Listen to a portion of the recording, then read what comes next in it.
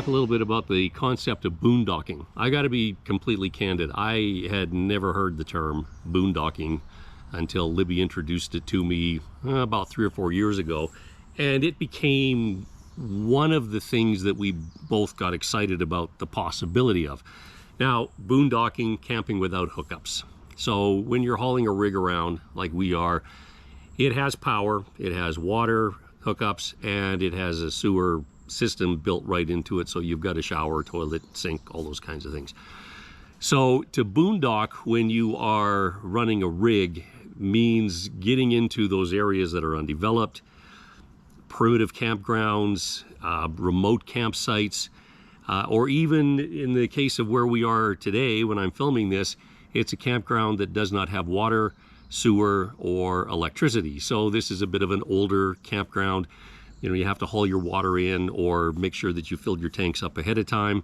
If you want to use any of the restroom facilities, there's a walk down and around, and you'll find some old pit toilets, those kinds of things. So this is something that I guess to us is very familiar because of our time camping in tents. I mean, that's really all we did. You'd grab a 5-gallon container, you'd go find a place to hook up your water, you would use the pit toilets, and you weren't camping with power. Being able to boondock, for the most part, as far as the water and sewer was concerned, we weren't really that concerned about it. We have an 80-gallon tank for fresh water, and our gray and black tanks are big enough to be able to support us for quite a few days, as long as we are paying attention to what's going on. But with today, with all of the devices that we have, our internet, charging up all of our devices, 2 phones, 2 watches, a couple of iPads,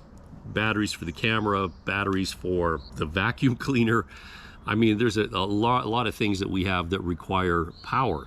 The power, however, has become the thing that was causing us the most grief. Now, the solutions that we came up with, we managed to get about a day and a half out of the different solutions that we had. So let me just take you on a bit of a tour and show you what we were doing.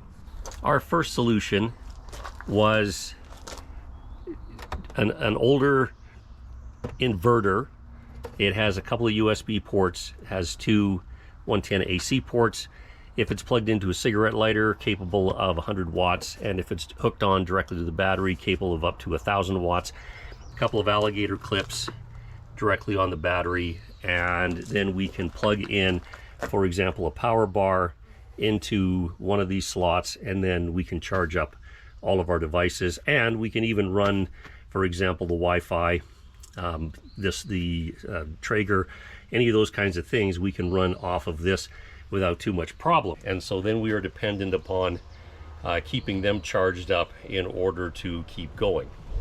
To charge up the rig batteries, we have 3 solar panels, 1 little tiny itty bitty baby panel, and this was the one that was installed on the rig when we bought it.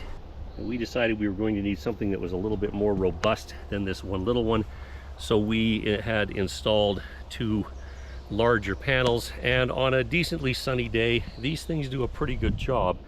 They keep the battery in the rig charged up. Within a few hours, it's fully charged. So the reality of just using the rig batteries means that if we're really super cautious, we can get a few hours out of the battery doing all the things that we need to do. Our experiments with this have indicated that we're good for about a day and a half. So we really felt that in order to do this correctly, we were going to need a solution that allowed us to be able to be off-grid, so to speak, for more than a day and a half, which led me down the path of looking at power stations. Now, I have been researching these things for a couple of years before we even got on the road, and I had it narrowed down to a couple, and finally made the decision on to which one we were going to go with, and we ended up with an Anker 767, or renamed the F2000. Now, there's definitely enough videos online to give you the unboxing and all of the details about this. The things that I most liked about it. Enough USB ports to be able to charge up all of our devices. We got a couple of car ports, which I will talk about those in a moment. The fact that I can plug in a 30 amp shore power directly into this and run the rig off of that, and 4 additional AC slots. It seemed like it was going to be a very good unit for us. I'll also admit that I waited until Prime Day before I got this, which meant that it was significantly on sale. We also picked up at the same time 2 solar panels, and I have to admit that I'm not as impressed as I was hoping I would be with all of this. So real world use of these things, here's the deal. These solar panels are supposed to be able to output 200 watts of power each. However, I have found that on most days I am really fortunate if I can get, say, 115 out of each one. Now here's what happened. I set these up in full sun a couple of hours ago, but where we are today, lots of trees in the way, so trying to find a space where it has full access to the sun has not been as easy as it could be. It also means coming out and moving the solar panels around every couple of hours to keep them more or less in the sun, which I will be doing in a few moments, because right now I am not getting much in terms of charging. The setup of the solar panels isn't particularly difficult. They're a little finicky to, first get them set up because they don't stand. I noticed some of the photos of these solar panels that they had a little kickstand. These ones don't. They have a little arm that comes out that has a cable cord, stretchy thing that fits into some buttons, and that gives you your 3 typical angles, which is 40 degrees, 50 degrees, and 60 degrees. Once you get them up, they're fine. Now, the way that I'm setting these things up, there's two ways that I do this. One, if I'm not going to be around all day, I just point them to the south. And if I'm going to be around, then I point them directly at the sun. And I come out every hour and a half, 2 hours, and move them around to make sure that they continue to point to the sun. But if I'm going to be busy, I just point them to the south. And how I figured that out, well, as they say, there's an app for that. So I'm just using a basic compass app, and what I'm looking at is just getting this thing so that it is facing directly south. And once I have that done and get my phone so that it is facing south, I'm going to go and just put that down on the ground, and then I'm going to go get a long level, something that I can use to put on the phone. So I'm looking at getting this at directly south, 180 degrees. There we are, we're good. And then I will go get a level, and I'm going to put that down on the ground so that it is equal with pointing south. And then from there, I can use that to adjust the position of the solar panels so that they're facing directly south.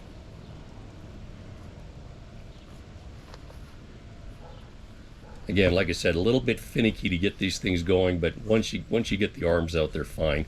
And this is set currently at the 40-degree angle, which is what these should be at this moment based on my latitude. So there we go, that's facing directly south.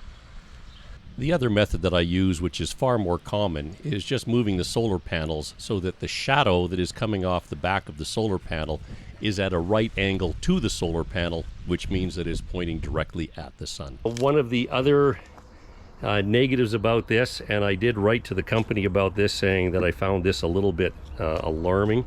I have this little tire pump, and we did show in an earlier video the solution that we came up with to run 12-volt extension cables from the rig battery all the way back to the tires to be able to use this pump.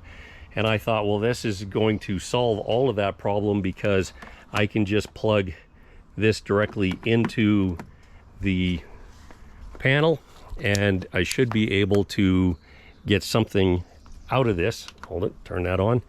So it does show me that it has power coming to it, but it will not run it. That's it, that's all I get. So we are back. If I'm requiring the pump to be able to go back, these car sockets don't put up enough amperage to be able to run the little tire compressor. So this did not help me in any way, shape, or form.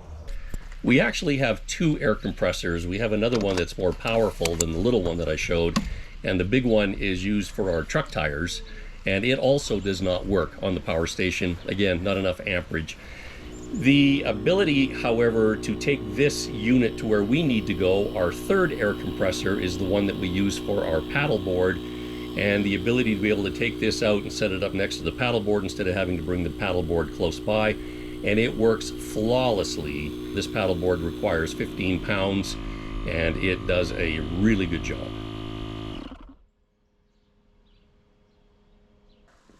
Another thing that I was a little bit disappointed in is the concept of the 115 volt maximum 400 watt cargo plugs.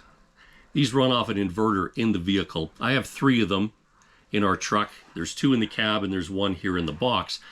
And I thought this would be absolutely perfect to be able to plug the power station into the cargo jack as we're traveling between campsites to get it up to full charge. So I brought the power station over and I plugged it into this, had the truck running, and I got nothing. The app that comes with this power station, which is very good by the way, allows you to change the maximum amount of input watts that you're using. And so I dialed it down to 400 watts, nothing. Dialed it down to 300 and then 200, again, nothing. By the time I got down to 200, I thought I might as well just be using the cigarette lighter attachment because at least I know that that works. Now here's what I discovered. The inverter that is built into vehicles, and I haven't found one vehicle that has said that, yeah, I will do this. These inverters do not produce a pure sine wave, which basically means that the power station doesn't recognize it as a legitimate source of power. So you can't charge these power stations up from the 110 or 115 volt AC sockets that you have in a vehicle. Now, I don't know who to be annoyed at, whether or not it is the manufacturers of the vehicles or whether this is something that should have been taken into consideration from the manufacturers of the power stations. But at this moment in time, they don't work, which is a little bit disappointing. Now, we did use the cigarette lighter attachment, and that seemed to be just fine. Hooking this directly into the rig, which we did shortly after we got it, I found that there was a lot of draw on this thing constantly. So some of the things that we discovered with the rig, this idea of a constant draw. So we didn't know, for example, that there is a little 12 volt control panel for the fridge. It makes sense. It needs to know whether it's using shore power, whether it's using propane, those kinds of things. And so it's constantly running. There's a couple of other panels in here that there's lights on them. They're running all the time. As long as there's power, they're running. So as soon as we plug this in, even if we don't have anything turned on, we're noticing that there's a power draw. And the power draw actually becomes quite significant. From experiential evidence, it appears that the power station, when it is plugged into the rig, is being used to charge up these batteries. If the rig batteries are a little bit low, there's a priority that is given to them to make sure that they are charged up to full to keep the 12 volt systems going. We've also discovered that these batteries, this particular type of battery, these AGMs, are not supposed to ever go down below 50% charge. It damages the batteries and eventually they stop working and they will not hold a charge. So this is one of the areas that we believe is creating the huge draw on the power station, is the attempt to keep these batteries up to full charge. Just having basic things going on in the rig, it wasn't taking long for this unit to become completely drained. We had to kind of rethink, do we really need it plugged in to the rig and run everything inside the rig, or are there better ways of doing this? When we are in areas that have a lot of trees, I find I have to move the solar panels further away from the rig in order to get them into the sunlight in order to charge up the power station. The cables that come with the solar panels are not particularly long, so I find that I have to move the power station closer to the solar panels. The built-in handle at the top of this particular power station is extremely convenient for getting the power station from one place to another. So what we've decided is instead of having this thing plugged into the 30 amp power, which was one of the main selling points for me of getting it, now what we're doing is we bring it into the rig at night to charge up our devices.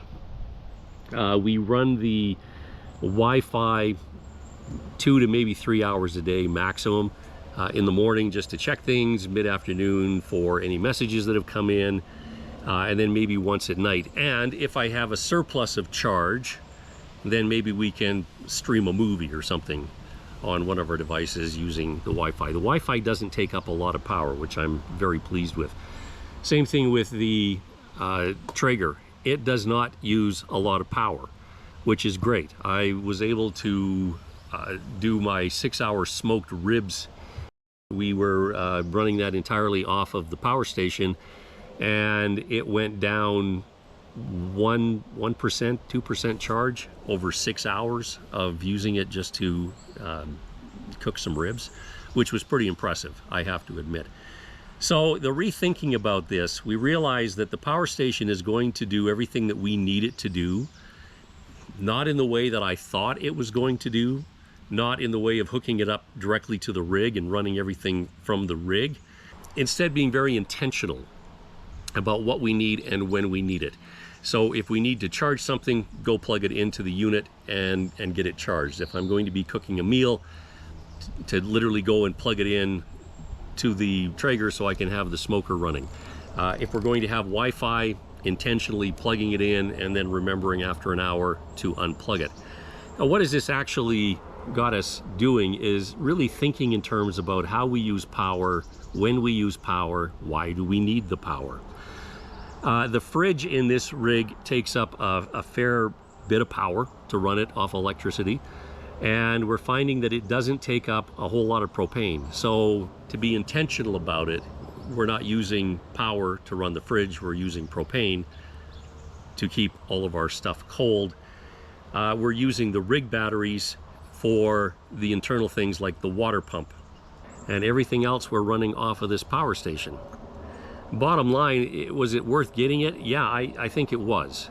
Was it exactly what I thought it was going to be? No. Is it going to live up to our expectations? Yes. You know, do I wish there were a few things that it did a little better? Yes. I wished it had a little longer cables to be able to hook up the solar panels.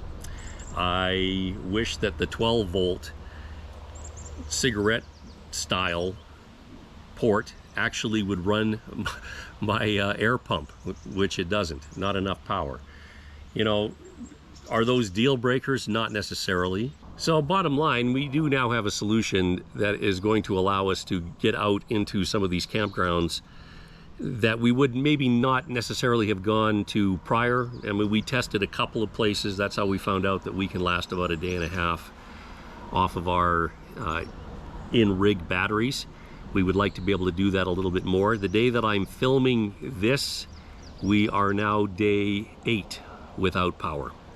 So we've been doing everything successfully just off of charging this thing up with the solar and making sure that we are being intentional about what we're using and when we're using it, and keeping very close tabs on how much power we're actually using in a day, and shutting things off when we get to a point where it's like, okay, well, you know, we want to make sure that we have at least a 60% charge on the unit going into tomorrow. So if we're going to do that, we're going to have to go without a couple of things tonight. Those kinds of things. But what it has done is opened up a huge amount of possibilities for us. Now, someone did ask me not long ago, you know, is this going to pay for itself? And here's the short answer to that. It will, and probably a lot quicker than we would like to think. With a lot of these places that we can now go boondocking, we're not paying for camping. We've even found a couple of those places that we've already camped at. We mentioned in one of our previous videos, LaSalle Lake, for example. No power, no services, no charge for camping.